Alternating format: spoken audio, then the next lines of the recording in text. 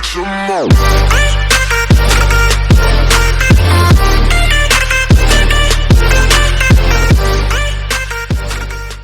स्वागत है आप सबका मेरे इस channel TCT the commerce talk में। मैं आप लोगों को अभी अकाउंटिंग टर्म्स बताने जा रहा हूँ। इससे मैंने पिछले वीडियो में असेट के बारे में बताया था और फिक्स असेट के बारे में बताया था। अभी मैं इसको कंटिन्यू करने वाला हूँ। और liability, the amount invested by person other than owner into the business is called liability. मतलब एक बिजनेस में ओनर के अलावा जो बाहर के लोग बिजनेस में इन्वेस्ट कर रहे हैं अपना पैसा, वो एक लायबिलिटी कहलाता है बिजनेस के लिए।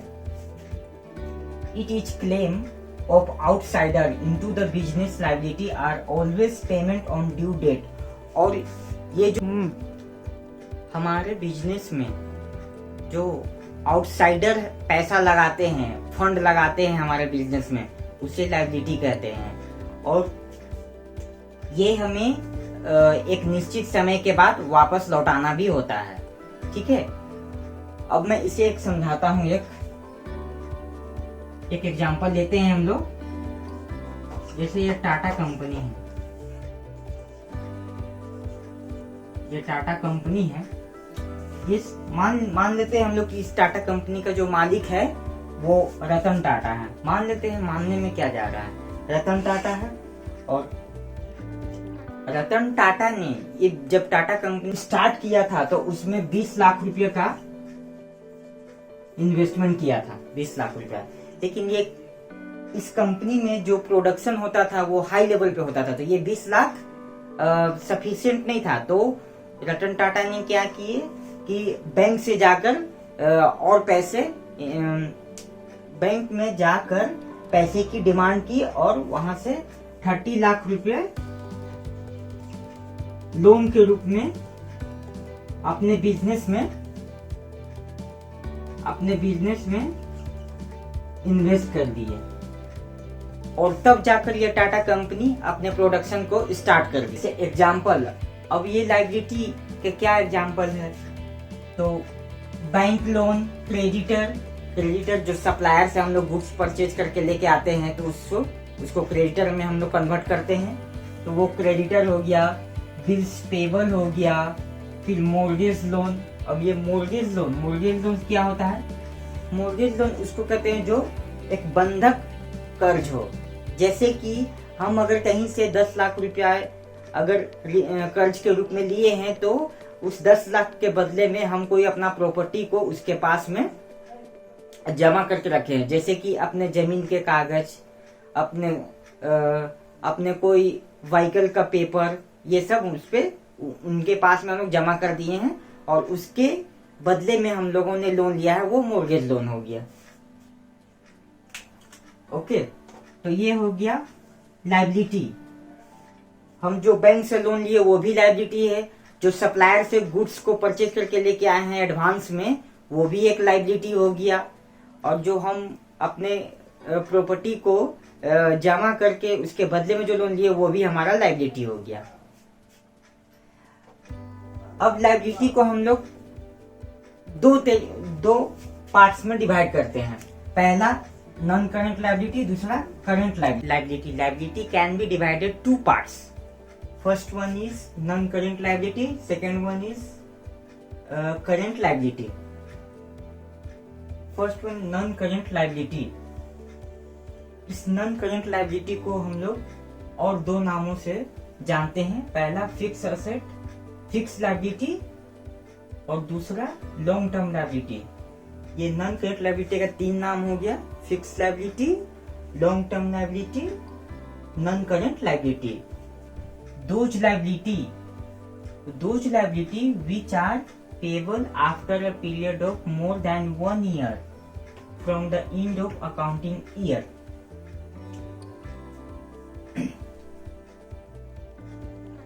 Accounting year. अब हम लोग को यह समझना है कि अकाउंटिंग ईयर कौन सा है, हम लोग को यह डिसाइड करना है पहले। तो यहां समझते हैं। इसलिए टाटा कंपनी है,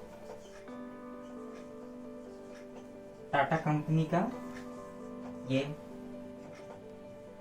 हम लोग अकाउंटिंग कर रहे हैं टाटा कंपनी का। तो अभी 1 अप्रैल 2019 से 31 मार्च 2020 ये एक फाइनेंशियल ईयर है। ये तो आप सभी को पता होगा कि ये फाइनेंशियल ईयर है। 1 अप्रैल 2009 से 31 मार्च 2020 ये हमारा करंट ईयर है। हम लोग इस ईयर का अकाउंटिंग प्रिपेयर कर रहे हैं, बना रहे हैं हम लोग। तो ये हमारे लिए करंट ईयर हो गया। अब इसके नेक्स्ट ईयर यानी 1 अप्रैल 2020 से लेकर के 31 मार्च 2021 तक ये हो गया period of 1 year. Current year के आफ्टर पीरियड ऑफ 1 ईयर। फिर 1 अप्रैल 2021 से 31 मार्च 2022 तक वो सेकेंड ईयर हो गया हमारे करंट ईयर से। यानी करंट ईयर से नेक्स्ट 2 ईयर का हम लोग लिए हैं यहाँ पे। तो end of accounting current year का एंड ऑफ अकाउंटिंग डेट कौन सा है? 31 March 2020 end of accounting year. ये end of accounting year, end of accounting year ये है हमारा। तो इसमें क्या बोल रहा है? Those liability which are payable after a period of more than 1 year. Current year ये है।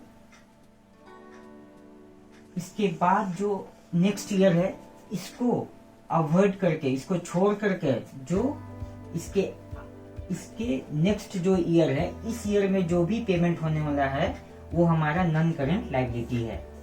ये इस ईयर में पेमेंट नहीं होगा। इसके नेक्स्ट ईयर से जो भी पेमेंट होगा 1 अप्रैल 2021 से, उसे हम नॉन करंट लायबिलिटी बोलेंगे। इसके एग्जांपल है long term loan, debenture, mortgage loan, bank loan. एक नया वर्ड आया है डिवेंचर। इसको हम लोग नेक्स्ट आगे हम लोग डिस्कस करेंगे। अभी इतना जान के रखते हैं, एक डिवेंचर वर्ड है जो कि एक नॉन करंट लायबिलिटी होता है। मॉर्गेज लोन को पता ही है आप लोग को, बैंक लोन। अब सेकेंड पार्ट है current liability. Those liability which are payable within 1 year from end of current accounting year. Those liability which are payable within 1 year from end of current accounting year. तो end of accounting year कौन सा है? ये है हमारा। हमेशा and of accounting year हम लोग को देखना है। कोई भी जिस ईयर का हम लोग अकाउंटिंग कर रहे हैं फाइनेंशियल ईयर का, उसका एंड ऑफ अकाउंटिंग ईयर को हम लोग को एकदम मस्ट है कि उसको पहले देखना है, हम लोग को जानना है। तो हम लोग करंट ईयर यहाँ पे मान के चल रहे हैं कि 1 अप्रैल 2019 से 31 मार्च 2020 है, ये हमारा करंट ईयर। तो एंड ऑफ अकाउंटिंग ईयर ये हो गया 31 मार्च 2020। इसके आगे वाला बिगिनिंग ऑफ नेक्स्ट ईयर है। तो यहाँ पे with in 1 year from end of current accounting year. तो विद इन 1 ईयर कहाँ से कहाँ तक हो जाएगा? ये नेक्स्ट ईयर का यहाँ से, और एंड कहाँ पे हो रहा है? यहाँ पे एंड हो रहा है।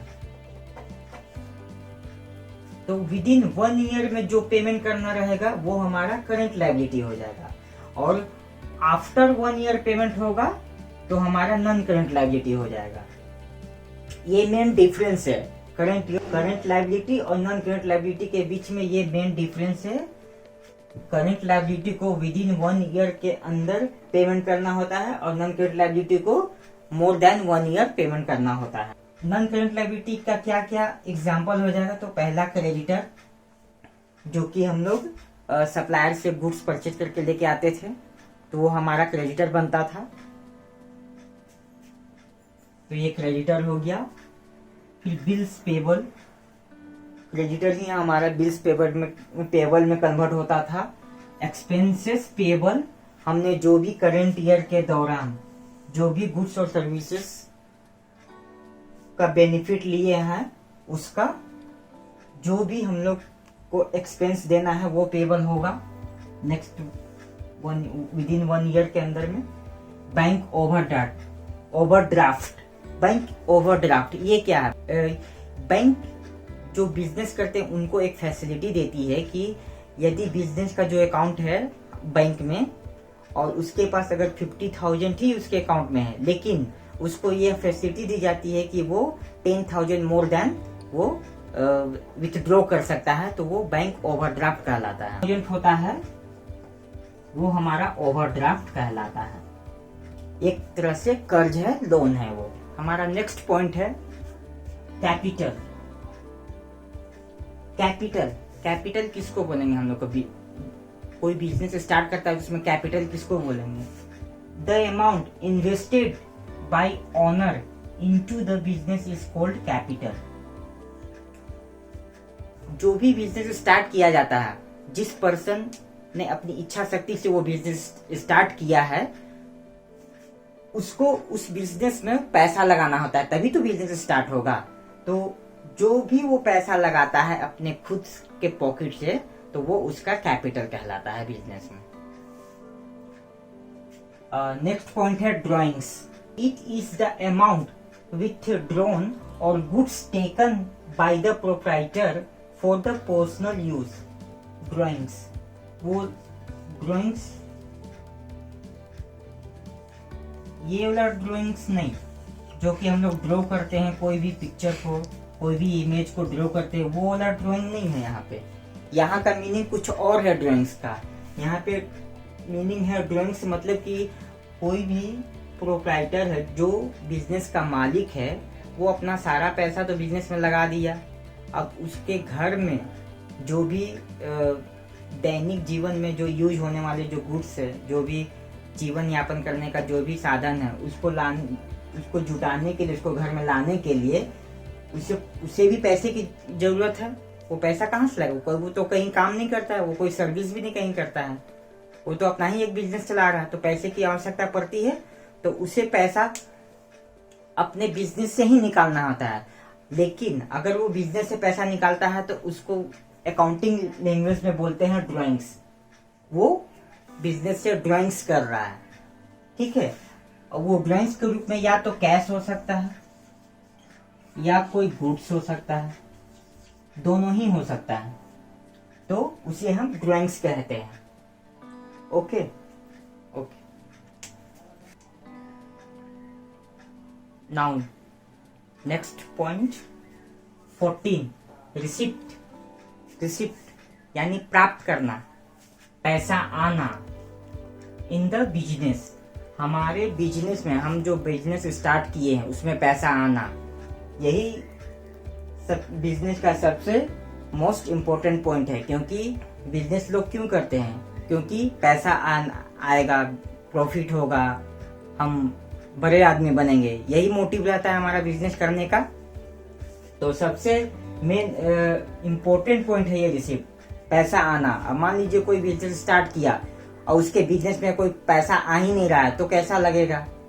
इसीलिए सबसे इम्पोर्टेंट पॉइंट है ये रिसिप्ट, पैसा आना इन बिजनेस में। तो पैसा आना बिजनेस में, इसको भी हम लोग दो पार्ट में डिवाइड करते हैं। First part revenue receipt, second part capital receipt. Capital receipt, पहले हम लोग कैपिटल रिसिप्ट समझते हैं। Capital receipt, big amount. Capital receipt की कैपिटल सुनने में ही कैसा लग रहा है? कैपिटल, पूंजी, कैपिटल सुनने में ही लगता है कि हाँ कुछ है, बिग है कुछ। तो अमाउंट रिसिप्ट और receivable from sources which are not in revenue in nature. Amount receipt और रिसीवेबल, या तो अमाउंट रिसिप्ट हो चुका है या होने वाला है, from sources which are not in revenue in nature, जो रेवेन्यू नेचर का नहीं है वो कैपिटल रिसिप्ट होगा। जैसे sale of machine, sale of building, bank loan, raised. Bank loan, जो बैंक हम लोग लोन लेते हैं, अभी हम लोगों ने डिस्कस किया कि लायबिलिटी के अंदर में, नॉन करेंट लायबिलिटी के अंदर में हम लोग बैंक लोन लेते हैं, तो वो पैसा आता है, तो उसको हम लोग रेवेन्यू रिसिप्ट नहीं बोलेंगे, उसको कैपिटल रिसिप्ट बोलेंगे। क्योंकि एक बिग अमाउंट यहाँ पे राइज हो रहा है जो कि बिजनेस को इनहांस करेगा। रेवेन्यू रिसिप्ट, अब हम लोग समझते हैं रेवेन्यू रिसिप्ट, अमाउंट रिसिप्ट और receivable from sale of goods and services, sale of goods and services in normal course of business. Interest on deposit, sale of scrap ETC, sale of goods और services. तो हम लोग जब cell करेंगे goods और services को, कैसे हमें रिसिप्ट प्राप्त होगा। जैसे हम लोग यहाँ पे ये गुड्स या सर्विसेज है, इसको हम लोग जब सेल करेंगे या तो कैश में करेंगे तो कैश हमें मिल जाएगा। मान लीजिए कैश में किए तो 5 लाख मेरे को मिला यहाँ पे। अब यहाँ पे क्रेडिट में किए तो हमें यहाँ पे हमें 7 लाख क्रेडिट में मिला हमें। ठीक है, गुड्स और सर्विस को जब हम लोग सेल किए तो हमें कैश के रूप में 5 लाख रिसिप्ट हुआ और क्रेडिट के रूप में 7 लाख हुआ। यहाँ पे हम लोग को दोनों लेना है, सिर्फ ये नहीं मानना है कि जो पैसा कैश के रूप में आया वही हमारा रिसिप्ट है। नहीं, जो क्रेडिट में हम लोग सेल किए हैं उसे भी हम लोग को रिसिप्ट मानना है। कैश 5 लाख, क्रेडिट में 7 लाख, यानी 7 लाख और 5 लाख यानी 12 लाख रुपया कुल रिसिप्ट है। और नॉर्मल कोर्स ऑफ बिजनेस, वो नॉर्मल कोर्स ऑफ बिजनेस होना चाहिए।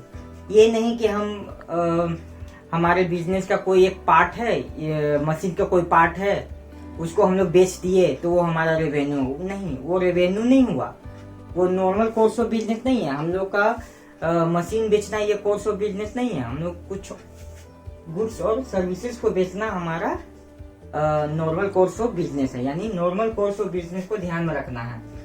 इंटरेस्ट ऑन डिपॉजिट, अब जैसे हम लोग के पास फंड रहता है 5 लाख 10 लाख, तो हम लोग उसको बैंक में जाकर डिपॉजिट कर देते हैं। तो डिपॉजिट किए हुए पैसे से हम लोग को इंटरेस्ट मिलता है, तो वो भी हमारा एक रिसिप्ट है, इनकम है। सेल ऑफ स्क्रैप, अब हम लोग अपने घरों में और बिजनेस में पेपर वगैरह आता है, या फिर कुछ ऐसा फर्नीचर है जो कि स्क्रैप हो गया है तो उसको हम लोग सेल कर देते हैं, तो उससे कुछ पैसा आता है, तो वो भी हमारा रिसिप्ट हुआ। अब इसमें एक ध्यान देने वाली बात है कि it is also called revenue of business, ये हमारे बिजनेस के लिए रेवेन्यू है। रेवेन्यू रिसिप्ट को ये हमारे बिजनेस के लिए रेवेन्यू है। नेक्स्ट पॉइंट है प्रॉफिट इनकम। अब हम लोग रिसिप्ट कर लिए, रेवेन्यू हो गया, हमारा रिसिप्ट आ गया हम लोग के पास, एक्सपेंस हो गया, हम लोग परचेज कर लिए, हम लोग सेल भी कर लिए। अब हम लोग प्रॉफिट कैसे कैलकुलेट करेंगे, प्रॉफिट निकालने का क्या फॉर्मूला होगा, प्रॉफिट निकालने का हम लोग को क्या तरीका होगा।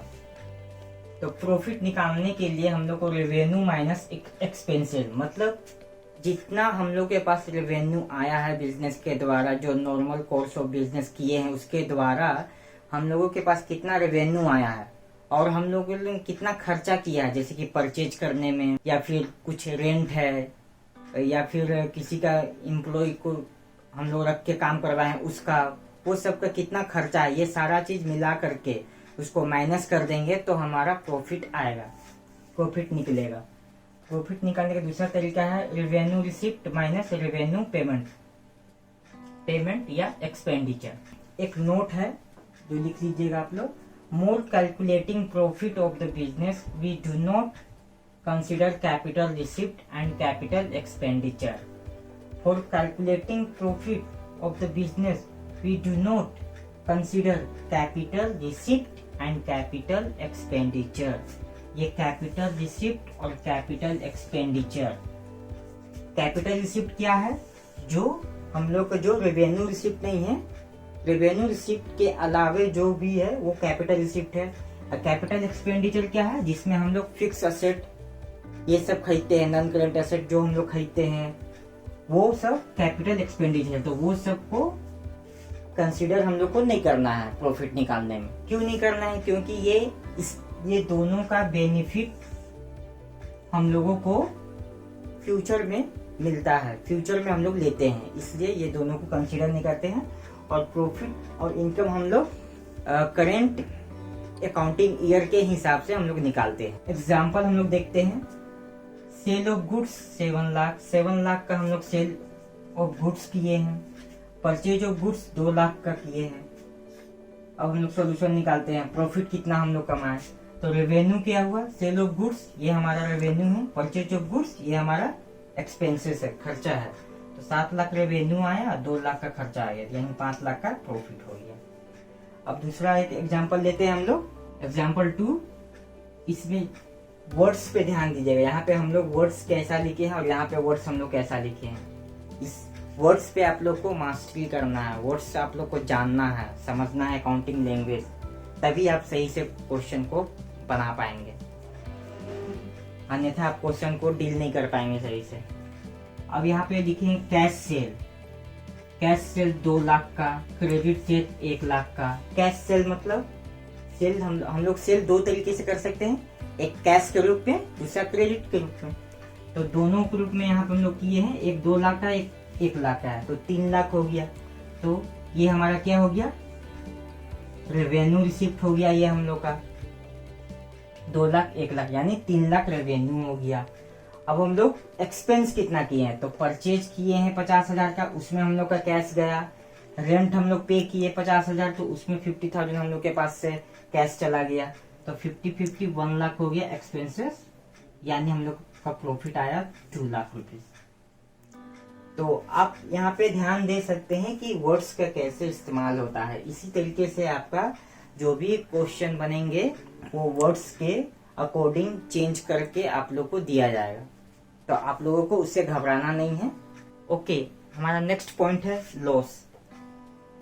अब स्टूडेंट हमें ये बताइए कि कोई अगर बिजनेस कर रहा है तो क्या हमेशा उसको प्रॉफिट होगा या हमेशा उसको इनकम ही होगा? ऐसा भी तो हो सकता है कि उसको लॉस हो जाए, और जबकि होता भी है। हमेशा बिजनेस में कभी प्रॉफिट नहीं होता, उसे लॉस भी उठाना पड़ता है। जैसे कोई साल ऐसा हुआ कि कुछ प्रोडक्ट जल गए, कुछ प्रोडक्ट एब्सोल्यूट हो गए, तो इसके कारण उसे लॉस उठाना पड़ता है। तो हमें लॉस कैसे निकालना है? तो जैसे कि हम लोग को प्रॉफिट हो रहा था, प्रॉफिट कैसे हो रहा था? जो हमारा टोटल रेवेन्यू है, जो हमारा रेवेन्यू है और जो हमारा एक्सपेंस है, वो रेवेन्यू हमें अधिक हो रहा था और एक्सपेंस कम हो रहा था, तो वो हमारा प्रॉफिट हो रहा था। अब उसी को जस्ट अपोजिट कर दीजिए कि हमारा एक्सपेंस अधिक हो गया और रेवेन्यू कम हो गया, तो हमें उस सिचुएशन में हमें क्या होगा? लॉस होगा। तो अकाउंटिंग लैंग्वेज में हम लोग बोलेंगे it is negative profit, loss equal to expense minus revenue. Example में हम लोग लेते हैं total revenue 10 lakh, total expense 10 lakh, total revenue 8 lakh. अब टोटल एक्सपेंस हम लोग, मैं यहाँ पे एक वर्ड यूज किया हूँ टोटल एक्सपेंसेस और टोटल रेवेन्यू। तो टोटल एक्सपेंसेस और टोटल रेवेन्यू कहने का मतलब क्या है? टोटल एक्सपेंस कहने का मतलब है कि इसी 10 लाख में मेरा परचेज होगा, इसी में मेरा रेंट पेड होगा, इसी में हमारा सैलरी पेड होगा, इसी में हमारा इंटरेस्ट पेड होगा। मतलब कि जितने तरीके के बिजनेस में एक्सपेंस है, चाहे वो परचेज का हो, रेंट पेड का हो, सैलरी पेड हो या इंटरेस्ट पेड हो, ये सारे को जब हम टोटल कर देते हैं, सारे को जब हम एक में मिला देते हैं, तो टोटल एक्सपेंस उसको बोलते हैं बिजनेस का। जैसे कि यहाँ पे 10 लाख है। अब उसी प्रकार टोटल रेवेन्यू अब इसको बोलेंगे टोटल रेवेन्यू। टोटल रेवेन्यू में आ जाएगा हमारा सेल, या तो इंटरेस्ट हमें मिला है कहीं से डिपॉजिट में, interest from deposit, okay. Sale of scrap,